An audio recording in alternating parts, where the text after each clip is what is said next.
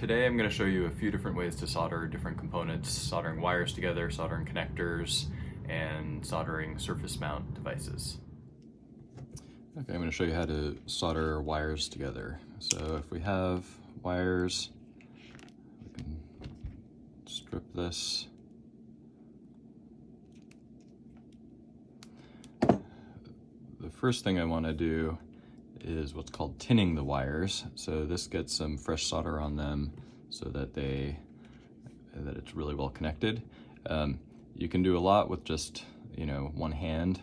You kind of need three hands to do any soldering, but I find that you can do a lot of holding just with one hand with some practice. So basically I want to add some solder and just make sure it's getting all along the wire there.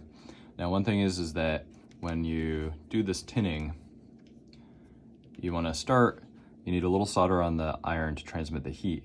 But then when you're actually applying it, you don't want to just apply it to the iron.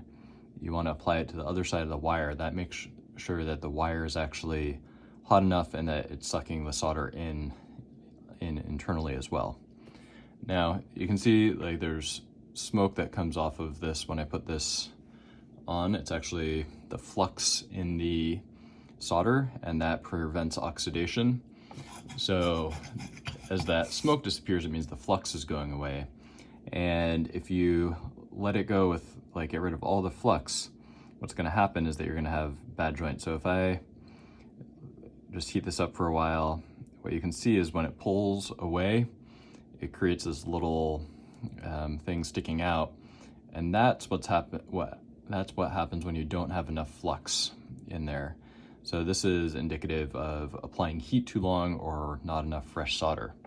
So I'm always cleaning my soldering iron between soldering, and what I can do now is, so this isn't great. I mean, I could of course clean this up, but just because this doesn't really matter what length it is, we'll do another one.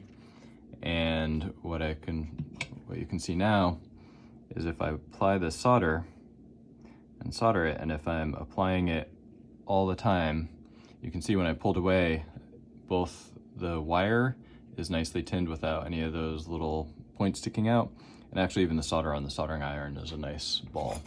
So you don't want to apply heat too long. You need enough heat, but not too much.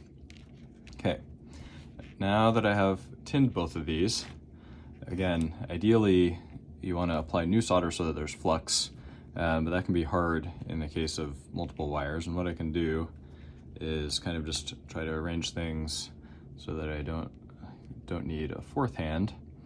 And what I can do is add a little solder to my iron, and since these are all nicely tinned, I can just put them together and just heat them both up until they melt, and then make sure you keep it until it's actually solidified.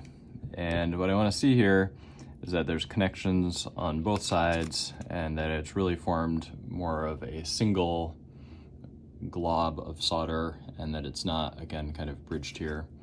If you heat it up and your hands are, if you are more shaky than I am, or move it away too fast, you can get things like this. That's clearly not going to be a good long-term solution, because that's a weak point and a poor connection. So again, I can